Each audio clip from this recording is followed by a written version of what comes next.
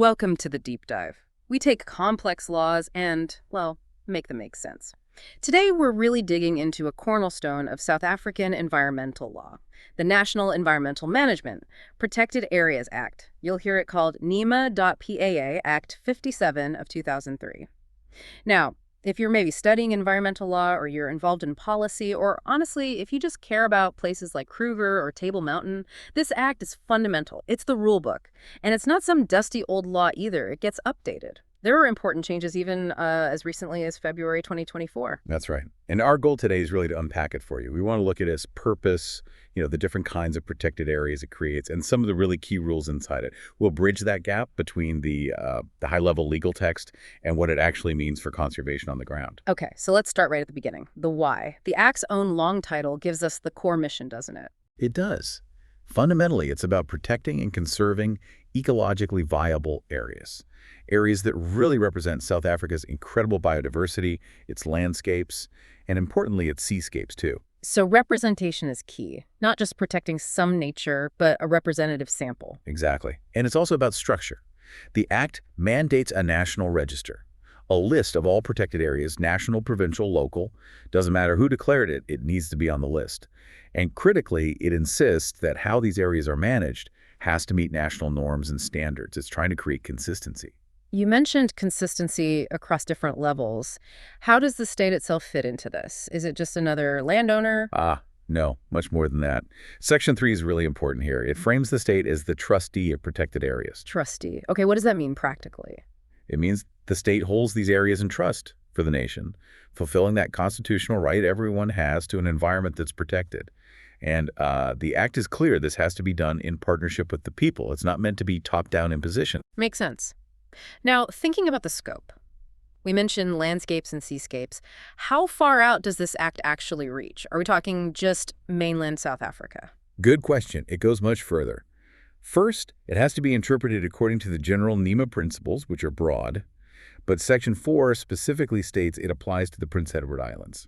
Way out in the Southern Ocean. Okay, and to all marine waters. That includes the continental shelf and the exclusive economic zone, the EEZ. So yes, it has significant reach into the marine environment. That broad reach must sometimes lead to conflict, right? What if, say, a plan for mining or a big port development clashes with protecting an area under this act?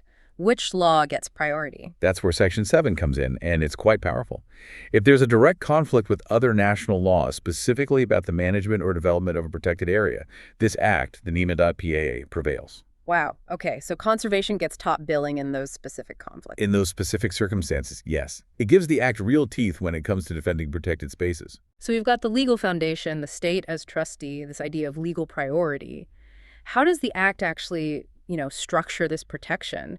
Section 9 talks about different kinds of areas, right? Like a layered system. Exactly. It sets up a hierarchy of protection levels, and these can be on state land, private land, or communal land, and of course in marine waters. It's designed to be flexible. So what are the main categories we should know about? Okay, at the very top, the highest level of protection, you have special nature reserves. These are for highly sensitive, often unique ecosystems.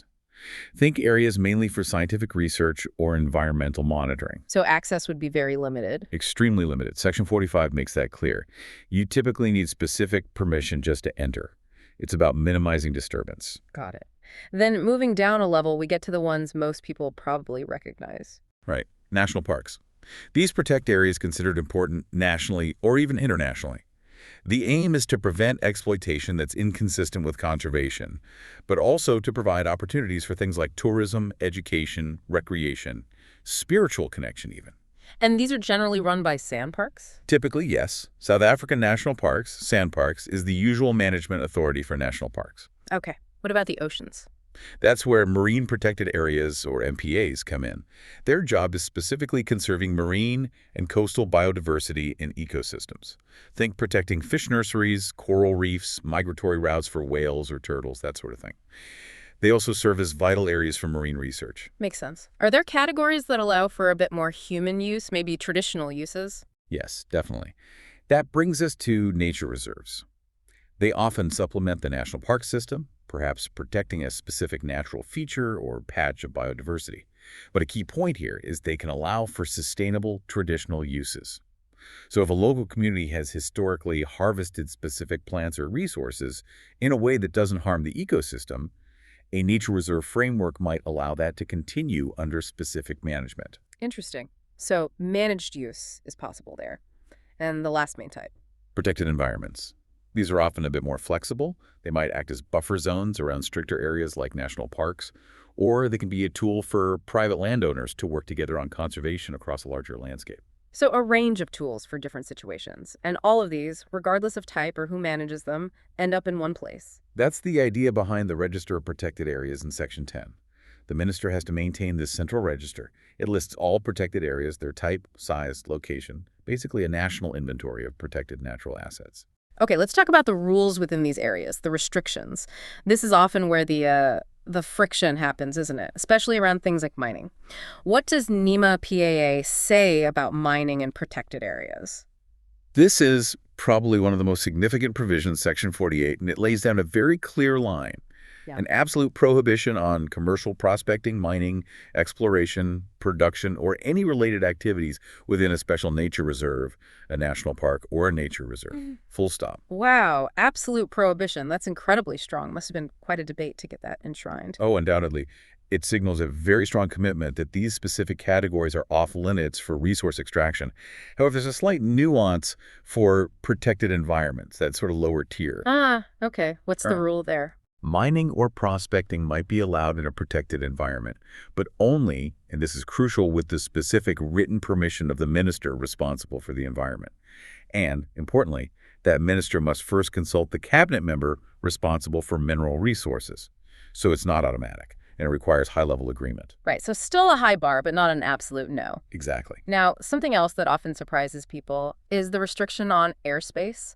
We usually think horizontally about boundaries, but this act goes vertical. It does. Section 47 is quite specific. For special nature reserves, national parks, and World Heritage Sites, the protected area includes the airspace up to 2,500 feet above the highest point within that area. 2,500 feet, why? Is it about noise? Wildlife disturbance? Primarily, yes. To prevent low-flying aircraft from disturbing sensitive wildlife or the general tranquility of the area. Flying below that altitude or landing or taking off within the area generally requires prior written permission from the management authority. Okay, that makes sense.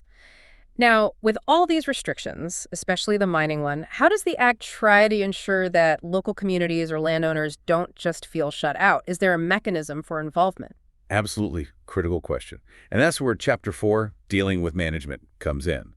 The core tool is the management plan, required by Section 39. Every protected area needs a management authority assigned, and that authority has 12 months to develop a comprehensive management plan. And what goes into that plan? Is it just about fences and animal counts? Oh, no, it's much broader. It covers zoning, conservation objectives, yes. But it must also address how the management authority will cooperate with local municipalities and align with their integrated development plans, or IDPs. Those are the local government's own development blueprints. So it forces conservation planning to talk to local development planning. Precisely. And it also has to consider public participation. Then, building on that, Section 42 specifically provides for co-management agreements. Co-management, so sharing the responsibility. Yes. This allows the official management authority to partner with local communities or even private individuals to share management tasks and, importantly, share the benefits derived from the protected area, often linked to sustainable use of resources. It's about creating buy-in and ensuring local livelihoods can be compatible with conservation. When we talk about national parks, the big name that comes up is SANParks. How does this act define their role? Well, Section 54 confirms that SANParks, which actually dates back to 1976, continues to exist as a legal entity under this act. It wasn't created by NEMA PAA, but its existence and mandate are confirmed here. And what's its primary job according to the act? Section 55 lays it out. His main function is to manage all the existing national parks, plus any other protected areas the minister might assign to it. That's its core mandate. Okay, managing parks. What sort of practical powers does that involve? What can they actually do? They have quite broad powers needed to run these complex areas. Things like managing wildlife populations, including breeding programs or culling if necessary, undertaking scientific research, controlling invasive or unwanted species. They can also carry out necessary developments. Think roads, bridges, fences, staff housing, visitor camps. And importantly, They can provide accommodation and facilities for visitors, and set and collect entrance fees or fees for activities. They basically run these huge areas. Like mini municipalities focused on conservation and tourism. In a way, yes, a very specialized kind. And who oversees SANParks itself? It's a big organization with a lot of power and land under its control. There's a governance structure set out in Section 57. It involves a board. This board has between 9 and 12 members appointed by the minister, plus the Director General of the Environmental Department, or their representative, and SANParks' own Chief Executive Officer and Chief Financial Officer are also on the board, though likely ex officio. So a mix of appointed experts and key officials for oversight. Yes, designed to provide strategic direction and financial accountability. Okay, we've covered the structure, the rules, the main operator, but to really grasp this act, I think we need to see how it translates to actual places on the map. The schedules attached to the act, like Schedule 2 listing the national parks, they aren't just names, are they? The level of detail is intense. It really is. And that detail isn't just for show, it's legally essential. Take the Addo Elephant National Park, for example. The act doesn't just say Addo, it lists specific farm portions, often referring to surveyor general diagrams like Diagram SG 565381, or precise geographic features like the bank of a river or specific survey beacons. So down to the exact boundary line defined by official diagrams and markers. Absolutely. Every piece of land included has to be meticulously defined to avoid any ambiguity or legal challenge about where the park begins and ends. And I imagine that gets even more complicated for parks that weren't created as one single block but were stitched together over time. It's exactly right. Look at the Garden Route National Park or Table Mountain National Park. These are classic examples. They were formed by consolidating numerous smaller pieces of land state forests, existing reserves, sometimes even small residential plots.